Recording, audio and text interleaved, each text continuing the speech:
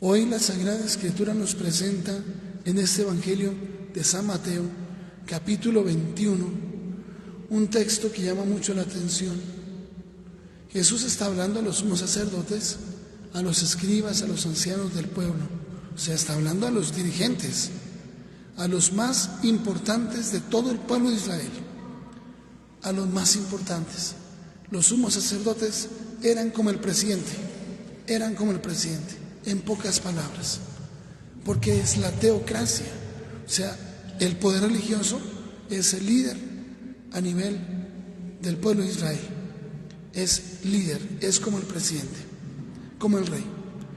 En ese momento en que no tenían rey, no había rey, solamente los sumos sacerdotes eran los líderes supremos del pueblo de Israel. A ellos les dice Jesús esto, es a ellos. Y esto es muy importante, porque esa parábola se refería a ellos, pero también se refiere hoy a nosotros. Se presenta una parábola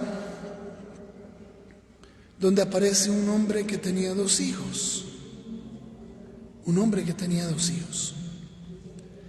Se acerca al primero y le dice al mayor: hijo, ve hoy a trabajar en la viña. El hijo mayor, son ellos, el hijo mayor. Hijo, ve hoy a trabajar en la viña. Él contestó: no quiero. Pero después se arrepintió y fue, según un cambio de vida. Y es el contexto de lo que encontramos en nuestro mundo, de mucha gente que ha estado lejos de Dios toda una vida, lejos de Dios, y que cuando les hablaban de Dios se reían, se burlaban. Yo conozco casos, gente que ha estado muy lejos de Dios, son los que expresamente le dicen a Dios: no quiero. ¿A eso para qué ir tanto por allá a misa? Yo no soy fanático. ¿Para qué ir allá todos los domingos a misa? ¿Para qué se van allá de rezanderos, lambeladrillos, come camándulas, chupacirios? Todo eso les dicen. Que papá le dice: mijito, vamos a misa. Yo, ¿a qué misa? Ni que nada. Sale, coge su cicla o coge su moto y se va. Coge su superbola y se va a jugar toda una tarde. Y a misa, mi hijita no va a ir a misa. Ay, papá, yo soy libre, yo veré qué hago con mi vida. Muchas gracias. Personas que toda una vida han estado lejos de Dios, que con sus palabras han dicho: no quiero, ve a trabajar la viña, no quiero. Y lo encontramos, personas que se dicen ateas, que no creen en nada. No, eso Dios es uno. No, eso Dios es una energía. No, yo sí creo en Dios a mi manera, pero a misa no va. Sí, yo creo en Dios a mi manera, sí, yo creo que debe existir un ser superior. Entonces muchos, por ejemplo, en la nueva era, van y abrazan un árbol y piensan que ahí les transmite la energía universal. Se van descalzos, abrazan un árbol y que están en conexión con la madre tierra y que les transmite la energía universal. Hay gente así, o que se la pasan haciendo yogas y ejercicios de respiración y no sé qué más cosas, y que es la meditación, pero a mí se no van, comulgar menos. Personas que han entrado en alguna secta, sea satánica, sea protestante, de todas maneras estar en una secta es apostasía, apostatar de su fe, la fe que hace 2000 años tenían los apóstoles, y usted dice: no, gracias, y la abandona, ya no va a misa. Es pecado, es un tema delicado, porque el Señor lo había profetizado. Primera Timoteo 4, dice el Señor: en los últimos tiempos algunos apostatarán de la fe. Ahora, no olvidemos que la Sagrada Escritura dice: Efesios 4:5. Un solo Señor, una sola fe, un solo bautismo, una sola fe. En esa época, hace 2000 años, cuando eso se escribió, había una sola fe. O sea, todos creían lo mismo, todos creían lo mismo, una sola fe. Creer en Dios Padre, creer en Dios Jesús Hijo, creer en Dios Espíritu Santo, creer en la Iglesia, creer en la Virgen María, que es virgen, creer en las imágenes, eso lleva 3000 años, la confesión, la Eucaristía, todo. Esa es la fe de hace 2000 años, de la cual la Sagrada Escritura dice: un solo Señor, una sola fe, un solo bautismo. Entonces, cuando uno dice: no, yo no creo en eso, eso es mentira, eso de las imágenes son ídolos, no, eso la Virgen no era tan virgen. Mire que aquí dice en Marcos 6 que los hermanos de Jesús, Santiago, José, Judas y Simón, y sus hermanas, mínimo son 2 porque está en plural, mínimo 6, con Jesús serían 7 hijos. Entonces, eso la Virgen no es tan virgen, que mire que en Marcos 6 le muestro con la Biblia en la mano que no es tan virgen. Entonces, es un tema complejo y muy delicado, muy delicado. Y han abandonado la fe. Pero es que el pecado de apostasía, apostatar de la fe, es demasiado grave. O sea, el pecado de prostitución, el pecado del aborto, del asesinato del aborto, todo eso se queda en pañales con el pecado, con respecto al pecado de la apostasía, que es abandonar la fe, irse de la iglesia. Muchas gracias. Apostatar, abandonar. Segundo, herejía, es el error en la fe. No, que eso la Virgen no era tan virgen. No, que Jesús no es Dios. Y por lo tanto la Eucaristía es una idolatría porque están adorando a un hombre que no es Dios. Sí, mire por dónde va el asunto. Sí, es herejía y es gravísimo. Es gravísimo decir que la Santísima Eucaristía, donde Jesús, que es Dios, decir que Jesús no es Dios y que por lo tanto la Eucaristía es una idolatría, que estamos adorando a Jesús, y que Jesús no es Dios, que es idolatría. Eso es grave. Y por eso no comulgan. No comulgan. Inclusive un grupo por ahí X dice que la Eucaristía, el que está presente en el pan es Satanás. Imagínense, nada más y nada menos.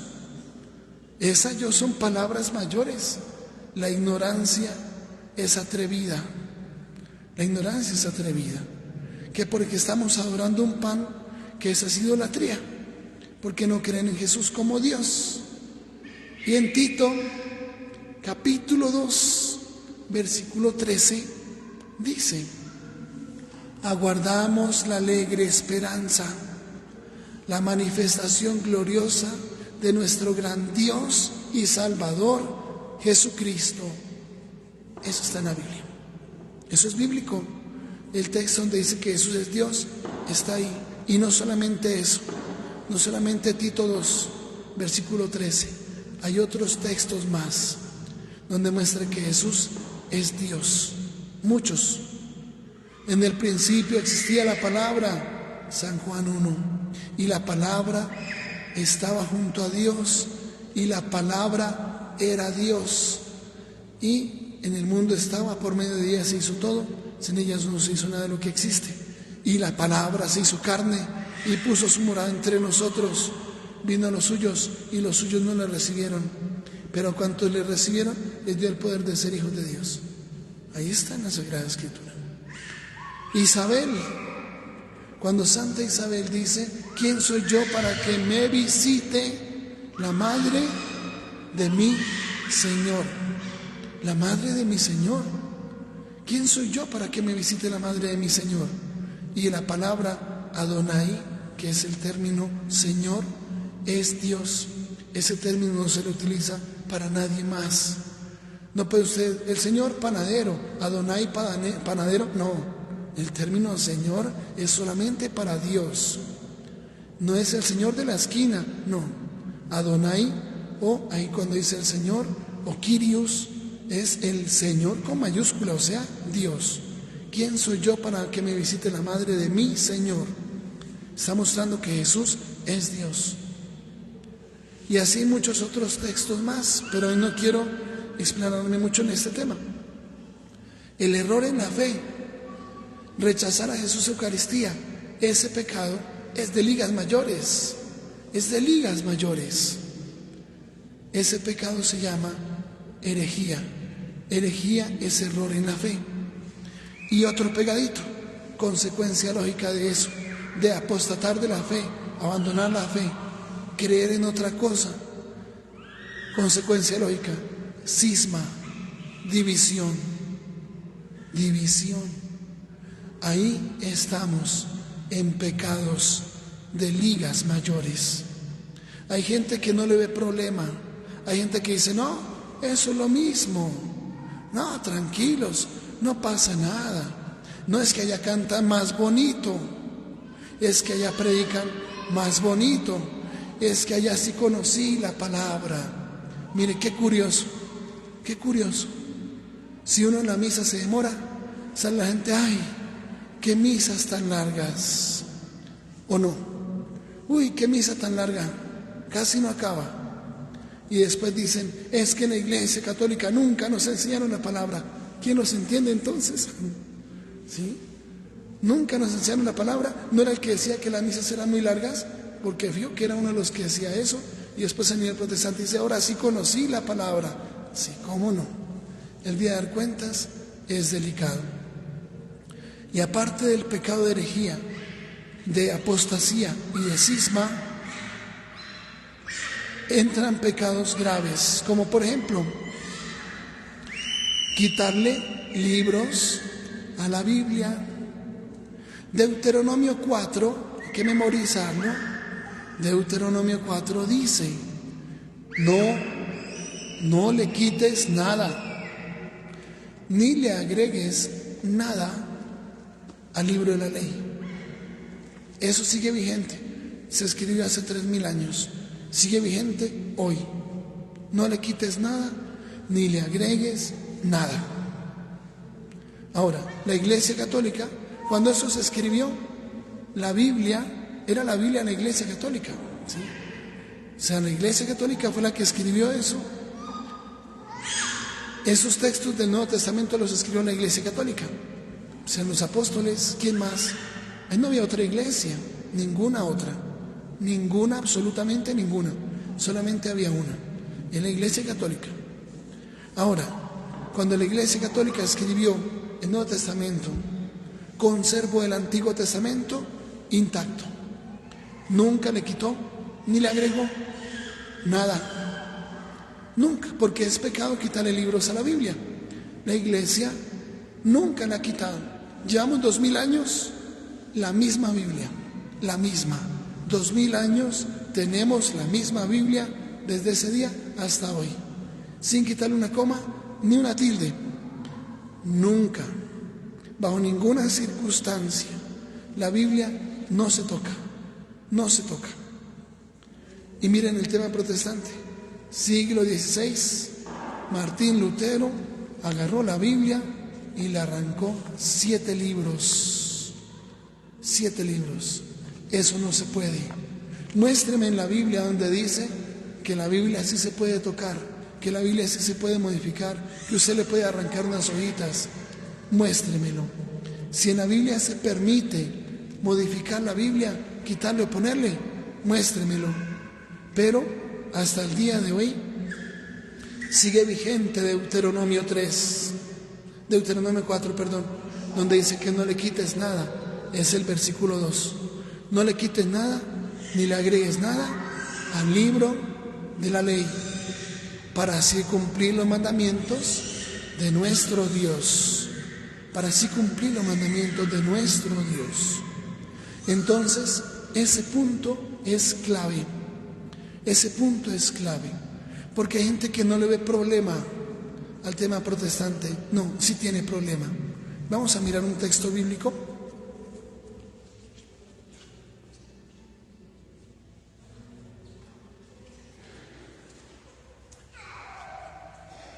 Segunda Tesalonicenses 2. Miren lo que dice. Sobre la venida de nuestro Señor Jesucristo y el momento de nuestra reunión con Él, les rogamos, hermanos, que no se alarmen por revelaciones, rumores o una supuesta carta nuestra donde diga que el día del Señor es inminente.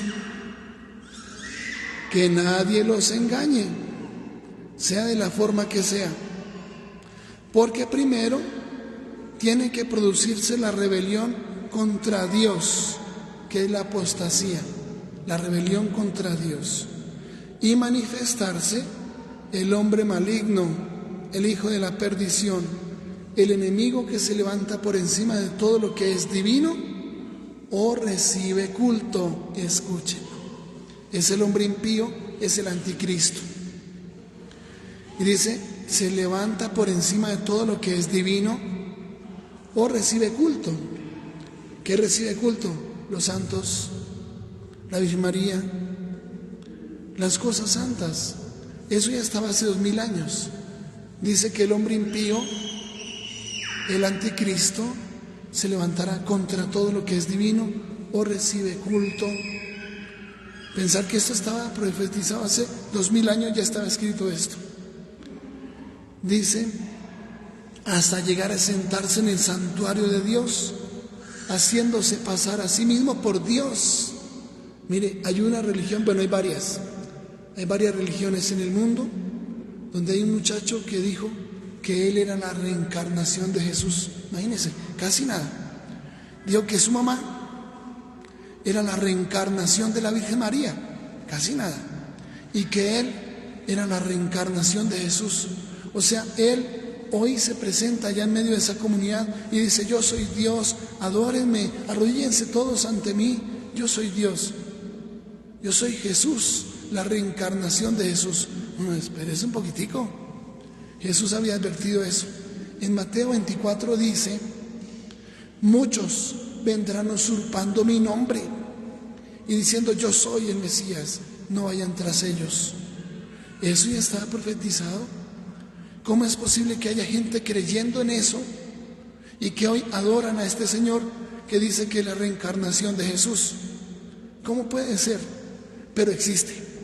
Más aún, a uno que hizo lo mismo por allá en Europa, lo echaron a la cárcel porque comenzó a quitarle los bienes a la gente, el tema del diezmo, quitarle los bienes de la gente, que porque él era Jesús. Y se ponía una túnica blanca con un manto rojo y se dejó el pelo largo y la barba larga y salía y hablaba como si fuera Jesús. Eso existe ya en nuestro mundo. Hay varios. Ahora, este que dice que es la reencarnación de Jesús, es un poquitico. Si la reencarnación no es lo contrario a la resurrección y la reencarnación, ¿cómo va a decir que él es la reencarnación de Jesús? Oye, se le fue la mano. Si es que Hebreos 9:27 dice, el hombre muere una sola vez y viene el juicio. Muere una sola vez y viene el juicio. Entonces no es que está muriendo, reencarnando, muriendo, reencarnando, que reencarna en un animal, que reencarna en otro hombre, en una mujer, en no sé qué más cosas, y que después viene el juicio. El hombre muere una sola vez y viene el juicio inmediatamente, es un juicio personal, juicio particular. No va a transmigrar a otros cuerpos. Eso no lo creemos. Entonces este señor que dice que él es la reencarnación de Jesús, se le fue la mano, definitivamente. Así sería el orgullo tan grande, como si fuera uno de la Trinidad, como si fuera creador. No, espérese un poquito. ¿Sí? Espérese un poquito. Se está desviando y como que bastante. ¿Cómo decir que él es Jesús? No, pero eso está pasando en nuestro mundo. Y dice que se hará, llegará hasta sentarse en el santuario de Dios, haciéndose pasar a sí mismo por Dios. Y dice, ¿no recuerdan que cuando estaba con ustedes les decía esto mismo? Ya saben qué es lo que ahora lo retiene, hasta que llegue el momento que se le ha fijado para manifestarse, porque ese misterioso y maligno poder ya está en acción. Solo falta que se retire el que hasta el presente lo retiene. Entonces se manifestará el maligno, al que Jesús el Señor hará desaparecer con el aliento de su boca y destruirá con el esplendor de su venida. La aparición del maligno, gracias al poder de Satanás, vendrá acompañada de toda clase de milagros, señales y prodigios engañosos. Y con toda su carga de maldad engañará a los que están en vías de perdición, por no haber amado la verdad que los había salvado. Por eso Dios les envía un poder que los engañe, de modo que crean en la mentira y se condenen todos los que en lugar de creer en la verdad se complacen en la maldad. O sea, el tema protestante pone en riesgo la salvación, según la Sagrada Escritura, no según el Padre John, según la Sagrada Escritura. Entonces, es un tema delicado. Pero también he conocido a personas que han pasado por el tema protestante y un día han recapacitado y han entrado nuevamente a la iglesia. Claro, son personas que tienen un pensamiento ya más formado, que cuando deciden ser catequistas son excelentes catequistas porque conocen mucho la palabra. Y he conocido casos así, de personas que han entrado en camino de conversión. Y ustedes pueden encontrar también en internet muchos testimonios. Testimonio, por ejemplo, Fernando Casanova. Fernando Casanova lo conozco personalmente. Él vino a Tunja un día para una conferencia. Él fue pastor pentecostal, nació allá. Toda una vida nació en el mundo protestante, toda una vida. Y él se hizo pastor protestante pentecostal y nació allá.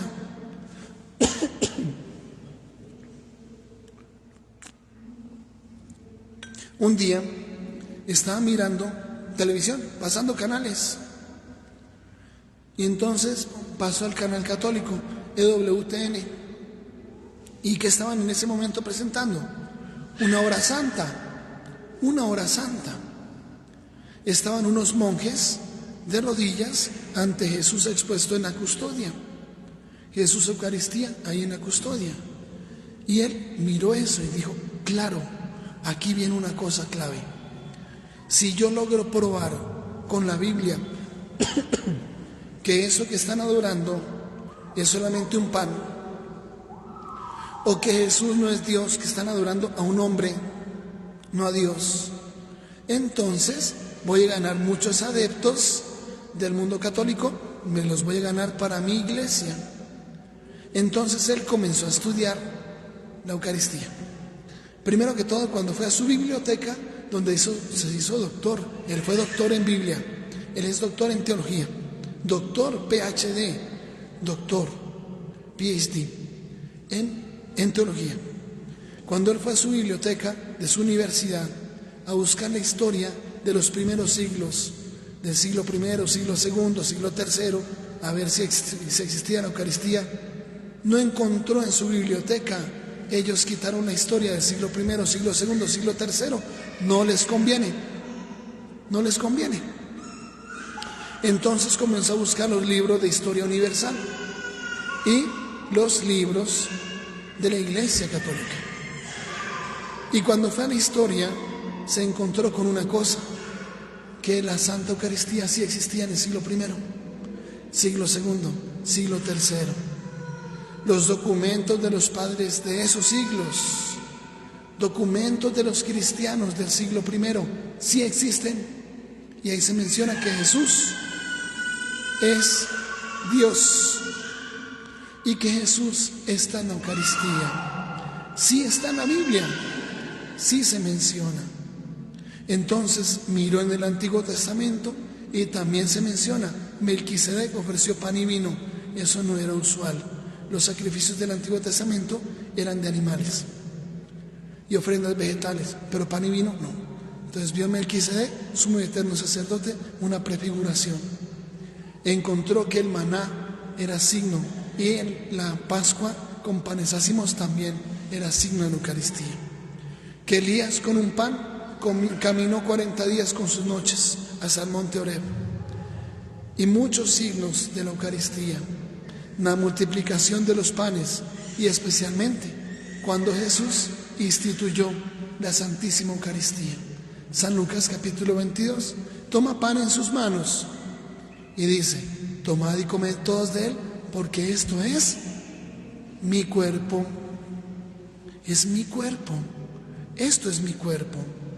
Entonces él comenzó a mirar todo eso y se dio cuenta que era bíblico, que es histórico, que hay pruebas. Los documentos litúrgicos, o sea, el misal del siglo I, siglo II, siglo III, existe que la Eucaristía, creyendo que Jesús es Dios y que está presente en ese pedacito de pan, que lo podemos comer, esa es la doctrina del primer siglo, siglo II, siglo III. Y cuando vio eso, él se hizo católico. Y él cuenta su testimonio, ustedes lo pueden encontrar. Testimonio de ex pastor protestante Fernando Casanova. Está en internet, vale la pena. Ellos dijeron: no quiero, pero han entrado en la iglesia, han entrado en camino de conversión y eso es muy valioso. Ahora, ese camino de conversión es el camino, no hay otro, no son dos, ese es el único camino. Y todos los que en algún momento no hemos hecho las cosas bien, tenemos oportunidad de volver, de entrar en el camino correcto, para que no nos perdamos, porque no sabemos el día ni la hora. No sabemos el día ni la hora en que el Señor nos llame. Puede ser hoy, perfectamente puede ser hoy. Y no estamos preparados, no es bueno. Entremos en camino de Dios, no aplacemos más nuestra conversión. Segundo hijo, el que dice: sí Señor, ya voy Señor, pero no fue.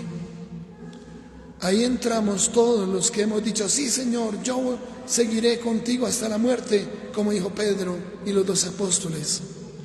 Es el pecado de presunción, creer que ya está salvado. La emoción del primer día que entró en camino de conversión, pero no perseveró. Yo he conocido gente que ha hecho retiros muy valiosos, de Emaús, de Lazos de Amor Mariano, el Seminario de Vida en el Espíritu, de la Renovación Carismática Católica, cursillos de cristiandad, todos esos retiros muy valiosos, y han entrado con gran entusiasmo y después no perseveran, ya le dio pereza, ya no fue a misa más y ya comenzó a descuidar y ya no lee la Biblia, ya no reza el rosario y se enfrió y se alejó. Eso nos puede pasar. Yo he conocido gente que lleva 30 años de casado, y un día deja a la esposa, a sus 4 hijos y se va a vivir con una muchacha de 15. Yo conozco casos así, que uno queda perplejo, con 30 años de casado y se va a vivir con una muchacha de 19, muy bonita, muy de todo, sabe maquillarse, sabe aparentar cosas, hacer piruetas en la cama, y se lleva a ese esposo de su casa. Yo he conocido eso, personas que han apostatado al final de su vida de santidad y han abandonado todo. Yo conozco casos y eso no es bueno. Hoy revisemos cómo estamos nosotros en el camino de Dios, qué tan cerca estamos de Dios. Revisémoslo, vale la pena. Pidámosle al Señor que nos ayude a mirar si hoy estamos en camino o nos hemos ido alejando. Si estamos en el proceso de vivir la fe o la hemos dejado a un lado, pidámosle al Señor esa sabiduría. Y si estamos lejos, nunca es tarde, volvamos al camino. Si no hemos sido esposos, esposas fieles, es el día de empezar ese proceso. Que hemos tratado mal a nuestro papá, a nuestra mamá, hoy es el día de empezar a cambiar eso. O que como padres hemos tratado mal a los hijos, les hemos dado mal ejemplo, hoy es el día de cambiar eso. Cualquier situación de pecado debe terminar. Si es el trago, si es la pornografía, si es una vida sexual desordenada con una y con otra, es el día de cambiar. No es tarde, pero empecemos ya, porque no sabemos si mañana estamos vivos. No sabemos si en 15 minutos estamos vivos todavía. ¿Cuántos años llevan unión marital de hecho? Mal llamada unión libre. Eso tiene que terminar, porque no sabemos cuándo nos toca. No tenemos comprada la vida. Hoy despertamos, fue por pura misericordia de Dios. Pudo no haber sido así. Pudo haber sido nuestra última noche de la vida. Pues pidámosle al Señor sabiduría y luchemos por entrar en ese camino que Dios nos presenta. Así sea.